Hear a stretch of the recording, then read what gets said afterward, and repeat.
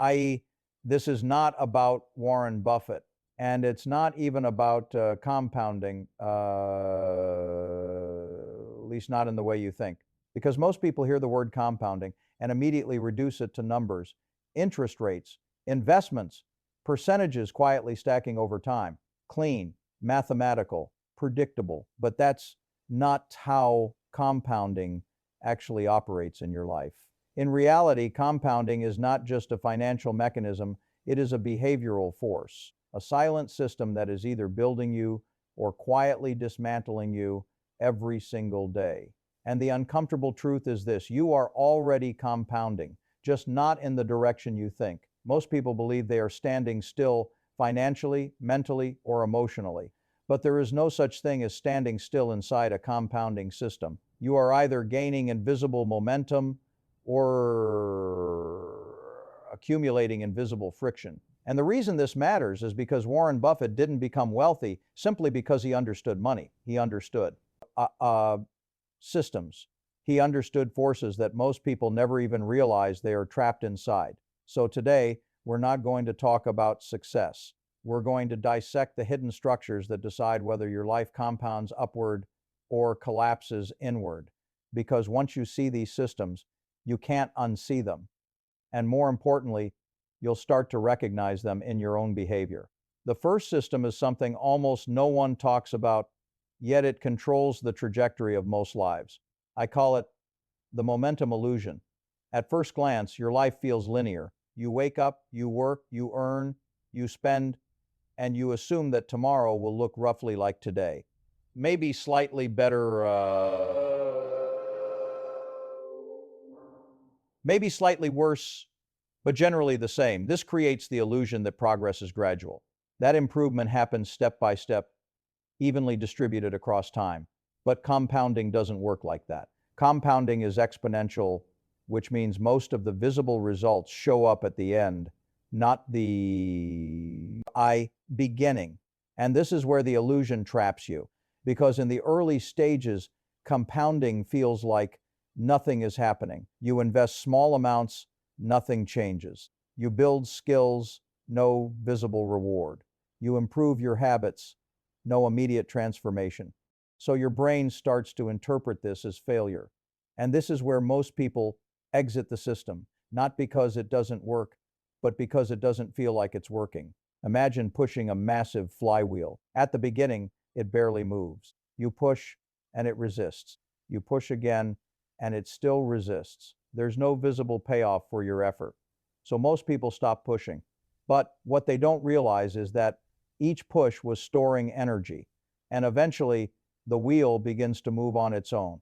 Buffett understood this better than almost anyone. He didn't chase speed. He respected inertia, because once momentum builds, it stops feeling like effort and starts behaving like force. But here's the dangerous part. The same system works in reverse. Negative behaviors compound just as powerfully, just as quietly. Small financial mistakes, repeated over time, don't stay small. Lack of discipline doesn't stay contained. Poor decisions don't announce their consequences immediately. They accumulate, like rust forming inside a machine, slowly weakening its structure, until one day it fails and you don't even remember when the damage started. This is the momentum illusion. You think nothing is happening when everything is being decided.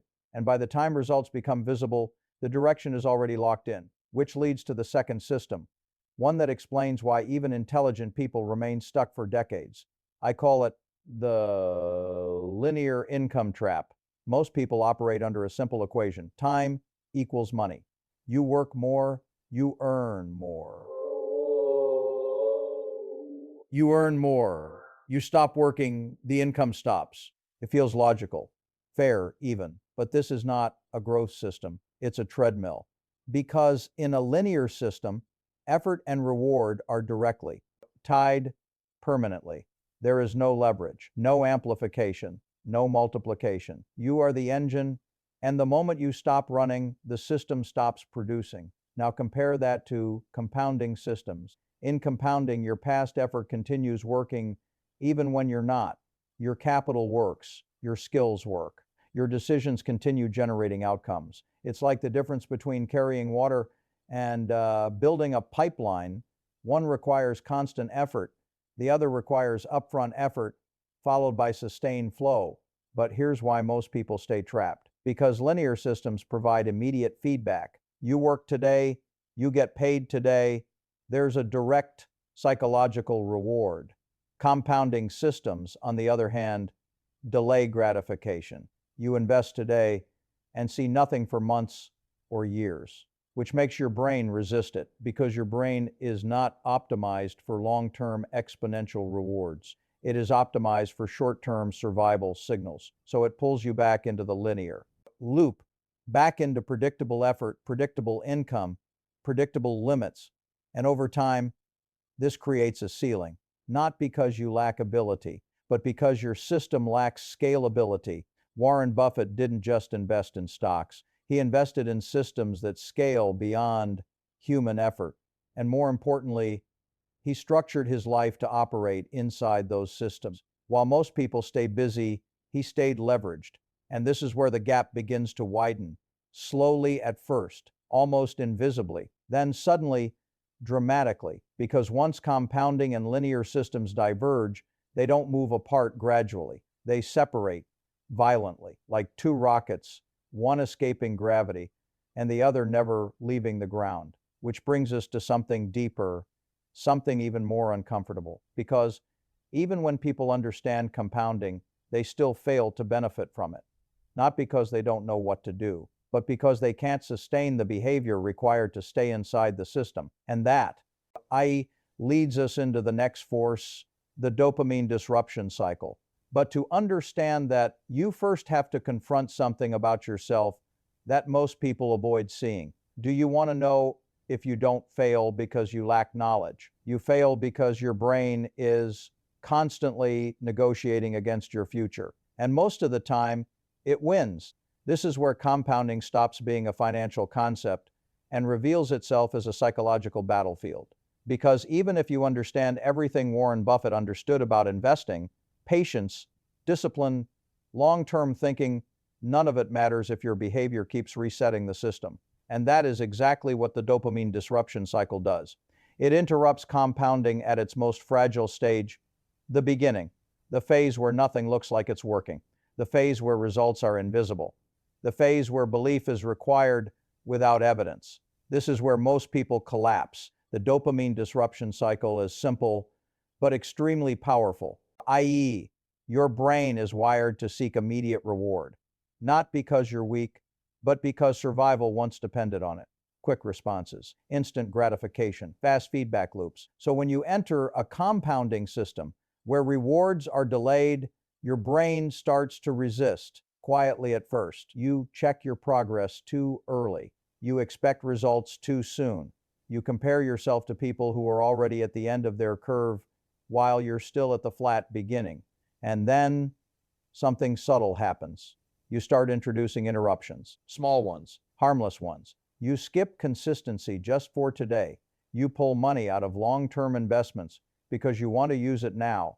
You switch strategies not because they're wrong, but because they're slow. Each of these decisions feels insignificant, but they're not, because compounding depends on continuity. It requires uninterrupted time. Think of it like heating water. You place a pot on the stove and slowly increase the temperature. At first, nothing happens. No bubbles, no movement, just stillness. But beneath the surface, energy is building. Molecules are accelerating. A transformation is approaching, but it's invisible. Now, imagine turning the heat off just before it reaches boiling, then turning it back on later, then off again. You never reach the phase change, not because the system doesn't work, but because you keep resetting it. This is exactly how most people live. They never allow their efforts to reach critical mass. They stay permanently in the almost phase, almost improving, almost progressing, almost breaking through, but never actually crossing the threshold where compounding becomes visible. Buffett avoided this trap not through intelligence alone, but through behavioral stability. He didn't constantly react. He didn't chase stimulation. He allowed time to do its work. And that's what most people can't tolerate. Time without visible reward, stillness without confirmation, effort without immediate validation, so they escape, not physically, but behaviorally. They jump to something new, something faster, something that promises immediate feedback. And every time they do, they return to zero.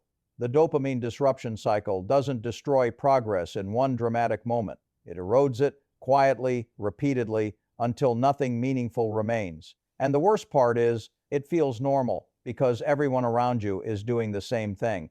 Switching, chasing, restarting, living in short bursts of effort followed by long stretches of distraction. So it never feels like a problem. It feels like life, but it's not. It's a loop, a closed system that feeds on your attention and converts it into fragmentation. And fragmentation is the enemy of compounding, because compounding requires focus, consistency, unbroken time, which leads to the next system, one that operates even deeper, beneath behavior, beneath habits, inside your perception of reality itself. I call it social gravity, because just like physical gravity, it pulls you toward a default state. And escaping it requires more energy than most people are willing to generate. Social gravity is the invisible force created by your environment, your peers, your culture, and the expectations that surround you. It defines what feels normal. And whatever feels normal becomes difficult to question. If everyone around you spends everything they earn, saving feels unnatural. If everyone values short-term pleasure, long-term discipline feels extreme. If no one around you is thinking in decades, your own long-term thinking begins to feel excessive, even unnecessary. This is how gravity works.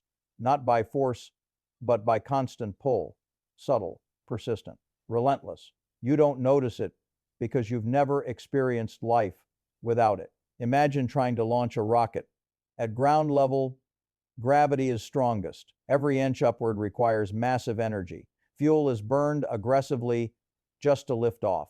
But once the rocket escapes Earth's, i.e., pull, movement becomes effortless. Momentum takes over. Now apply that to your life. In the beginning, changing your behavior feels exhausting. Saving instead of spending, investing instead of consuming, building instead of reacting. Everything feels heavy because you're fighting social gravity. And most people never generate enough force to escape. They try briefly. They make small changes, but the pull is too strong. Friends influence them. Family expectations reshape them. Cultural norms absorb them. And slowly, they drift back down, not because they chose to fail, but because they never fully left the field of force. Buffett didn't just think differently. He positioned himself differently. He built a life that reduced exposure to noise, to pressure, to unnecessary influence. He created an environment where long-term thinking was not only possible, but natural. And that's what most people misunderstand. They try to change outcomes without changing environments. But environments are not neutral. They are active systems. They either reinforce your direction or quietly reverse it. And if you don't consciously design your environment, it will default to the average. And the average does not compound upward. It stabilizes, it maintains, it repeats, which is why so many people feel stuck even when they're trying, because they are trying against a system that is designed to keep them where they are. And until you recognize that system, you will continue to misinterpret your own behavior. You'll think you lack discipline. You'll think you lack motivation. But in reality, you're operating inside forces you haven't yet identified. And once you begin to see them, everything starts to make sense. Your patterns, your delays, your inconsistency, they're not random. They're predictable outcomes of invisible systems. And there is one final system, perhaps the most dangerous of all, because it doesn't just slow your progress. It convinces you that you're progressing when you're actually standing still. And once you fall into it, you can spend years, even decades, without realizing what's happening. This is where compounding doesn't just fail. It gets replaced, distorted, redirected into something that looks like growth but leads nowhere. The most dangerous trap is not failure. Failure is visible. It confronts you. It forces reflection. The real danger is false progress, because false progress feels like movement without requiring transformation. It gives you just enough satisfaction to stay where you are, just enough validation to avoid questioning your direction. And over time, it becomes indistinguishable from real growth. This is the system I call the activity illusion. It's the belief that being busy is the same as moving forward. And in a world that constantly rewards visible effort, this illusion becomes incredibly difficult to detect. You wake up early, you stay occupied, you respond, react, complete tasks, check boxes. At the end of the day, you feel exhausted. And that exhaustion becomes your proof. Proof that you're trying, proof that you're working, proof that you're on the path. But compounding doesn't reward activity. It rewards alignment. It rewards the right actions repeated over time inside the right system. Everything else is just motion. Imagine being on a treadmill. You're running. Your heart rate is elevated. You're sweating. From the inside, it feels like progress. But from the outside, you haven't moved an inch. Now, extend that over years, decades. This is how people build entire lives that feel productive, but never actually evolve, because they confuse effort with direction.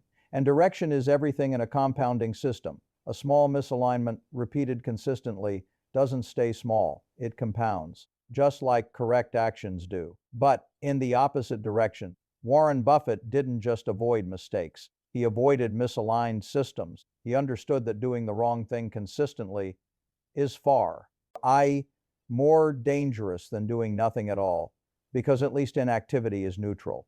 Misaligned activity compounds negatively.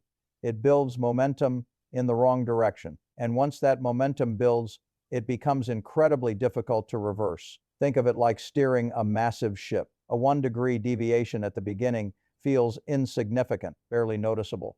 But over long distances, it leads to an entirely different destination. And by the time you realize it, the cost of correction is enormous. This is why most people feel busy but stuck, because they are compounding effort without compounding results. They are investing time into systems that don't scale.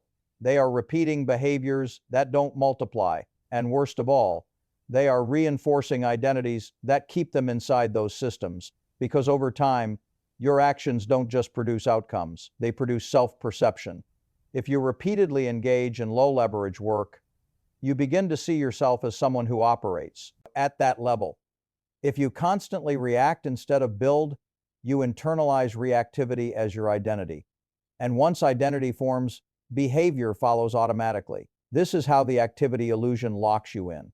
It doesn't just waste your time. It reshapes how you see yourself. And once that happens, escaping becomes exponentially harder, which brings us to the final system, the one that ties everything together, the one that explains why compounding is not just rare, but almost unnatural for most people. I call it the compound identity effect, because in the end, compounding is not about money. It's not about investments. It's about who you become while engaging with time.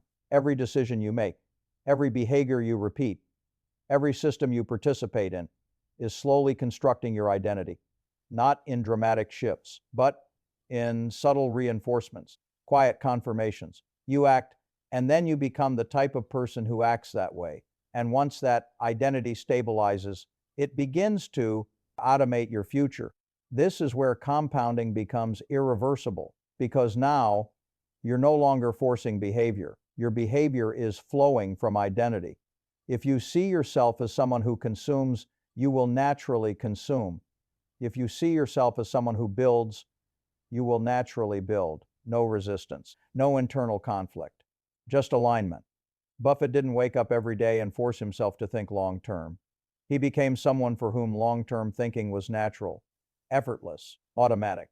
And that's the real advantage. Not intelligence, not opportunity. Identity.